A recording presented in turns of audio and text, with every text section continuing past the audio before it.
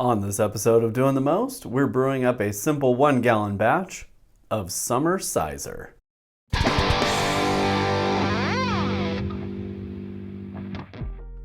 This episode kicks off the start of our beginner series. These are going to be 1-gallon recipes that are tested and trusted from yours truly, from my book, You Can Make Mead. That book is available on my website at dointhemost.org/book. It's available right now for $10 either in PDF form with no copy protection or through Amazon's Kindle shop. And it just so happens that this week it was listed as a number 2 bestseller in the food category. So I'll take it. So today we're making a Summer Cyser, and my definition of a Summer Cyser is something that is still but kind of middle ground ABV and super enjoyable and refreshing. One of the most important things about this recipe is to make sure that your juice is 100% juice and free of preservatives. Preservatives can get in the way of your yeast starting a healthy fermentation. We don't want them in your juice. So quickly, let's take a look at our ingredients. The ingredients for this simple Summer Cyser are 0.9 gallons of apple juice, 1.25 pounds of wildflower or clover honey, the juice of half a lemon, 1 gram of wine tannin. We are also going to be using 4.5 grams of Fermented O as our nutrient, and US 05 ale yeast. For back sweetening, I recommend 3 ounces of honey. So you might have seen a couple of things in there that maybe don't make sense if you're a brand new home brewer, maybe even stuff you haven't heard of before. And so let's quick talk through those. You've got tannin, and usually a wine tannin is made from ground up chestnut, and it is there to help provide body and do a few other things depending on what your brew is. But in this Summer Cyser recipe, it's specifically there for mouthfeel. It's going to ensure that you've got a nice lingering flavor on the palate. And then you saw in there, we are adding nutrients. Here we're gonna add 3 rounds of 1.5 grams of Fermented O. I ran that through a calculator at meadtools.com to make sure I had the right amount of nutrient in there. We are following a kind of modified TOSNA nutrient schedule. There's so much more information about that in my book, and I'll put some links about mead nutrition in the description on this video so you can read more for yourself. And lastly, before we jump into how this mead is made, sanitizing. Sanitizing is super important. I use a sanitizer called Starzan, which is a no-rinse acid-based sanitizer. Sanitizer is your first line of defense to make sure you don't get an infected mead, and the only microbes in your mead are the yeast that you put in there. To start with, our honey is already in the bottom of the carboy.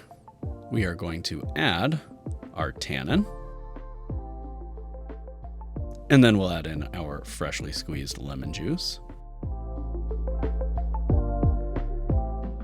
And we will pour in half of our apple juice.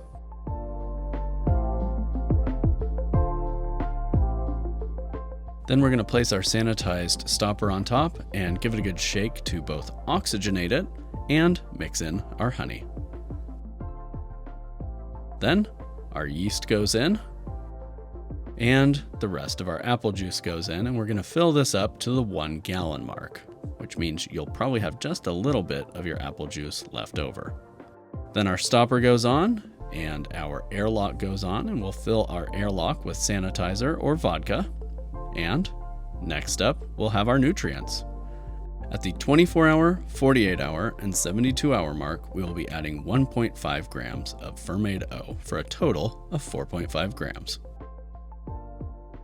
You're gonna see this piece of equipment used a few times in this video. This is called an auto siphon. The auto siphon works by pumping. So you put your mead that you are racking higher than the vessel you're racking to, and you pump this a couple of times. That starts a vacuum that pulls the mead up and into the tube, and then gravity does the rest by pulling the mead down and into the vessel that you're racking to. And you're gonna see that a couple times in this video. It's an important piece of gear. There are lots of ways to rack your mead, and I'll put a link in the description to a video about all the different ways you can transfer your mead from one vessel to the next. Now it's time to rack it to secondary. What this does is a gentle degassing to get some of the suspended gas out, as well as leave the bulk lees, all that sediment, behind. So we just pump our auto siphon to get the flow started and let that flow gently from one container to the next. And we'll tip it there at the end just to make sure we get every last bit. And taking a gravity reading, it was just below 1.000. So I wanted to back sweeten this summer Cyser with honey, which means I had to stabilize it. I'm using potassium metabisulfite and potassium sorbate. That is 1/2 teaspoon of potassium sorbate and 1 Campden tablet, which is your potassium metabisulfite. Those working in tandem will stabilize your mead and prevent future microbial activity. And you have to do that once the mead's fermentation has completed. So we're gonna add these stabilizers, let them do their work and prevent any more yeast activity. Then we can back sweeten with honey, and the yeast won't be able to re-ferment that honey, thus kind of obliterating all the back sweetening work you did. You ferment, you stabilize, you back sweeten with honey, and you won't get bottle bombs because the yeast will not be able to eat the honey. So our stabilizers are all crushed up and they go right in, and then we're gonna leave that for 12 to 24 hours before we back sweeten, just so the stabilizers have time to do their work. I came back about 12 hours later, right before bedtime, and added my back sweetening honey. I warmed it slightly so that way it would flow well. And this is the honey that will provide us some slight sweetness in our final mead.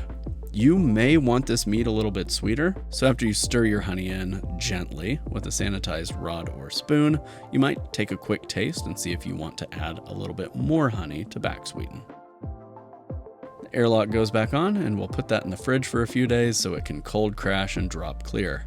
Once it's relatively clear, it's time to get that in bottles. This here is a bottling wand, and it attaches to the end of your tubing when it's time to bottle. So you just shove the end of the bottling wand up in there to create a tight seal, and the bottling wand has a valve on the bottom. So once you get your siphon started and you press that valve against the inside bottom of your bottle, it will fill your bottles from the bottom up, which minimizes oxygen exposure, makes it less likely that your mead is going to get oxidized in the bottle. Bottling wand, super handy. So using my sanitized auto siphon and bottling wand, I bottled this up and I got 9 bottles out of this batch.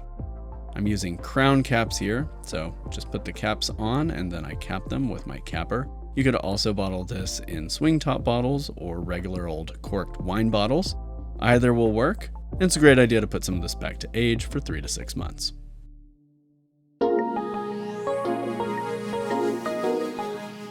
All right, we've done all that talking.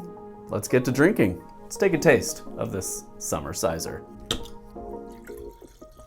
It's golden, it's crystal clear,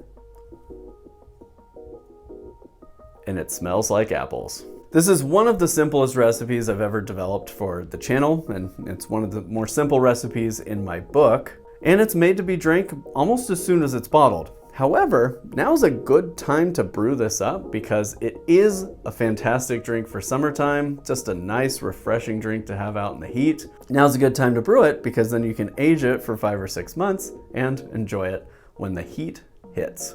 All right, let's check it out. It's just slightly sweet, good apple character, very smooth drinking. So what you taste is that cider flavor, which is a nice kind of ever-present apple flavor, and then a little bit of backbone of honey kind of coming in there with some floral notes and a little bit of like a sugary note, just to kind of elevate the rest of the flavor profile. Depending on the type of apple juice you choose for this, it could go kind of lots of different ways. You could use a really nice apple juice with lots of fruity pulp in there, and that's going to build out the body some. You could use a mixed varietal apple juice to add kind of different layers of nuance to it, or you could use a single varietal like a Honeycrisp apple juice for something that really just nails down the flavor profile of the apple that you've chosen. Lots of ways to have fun with this. There's a few ways you can do your own spin on it, and all that information is available in my book, You Can Make Mead. Until next time, happy brewing and cheers. Homemade brews and various how-tos, everything from mead to roast. Bake creation, fermentation, inebriation, doing the most.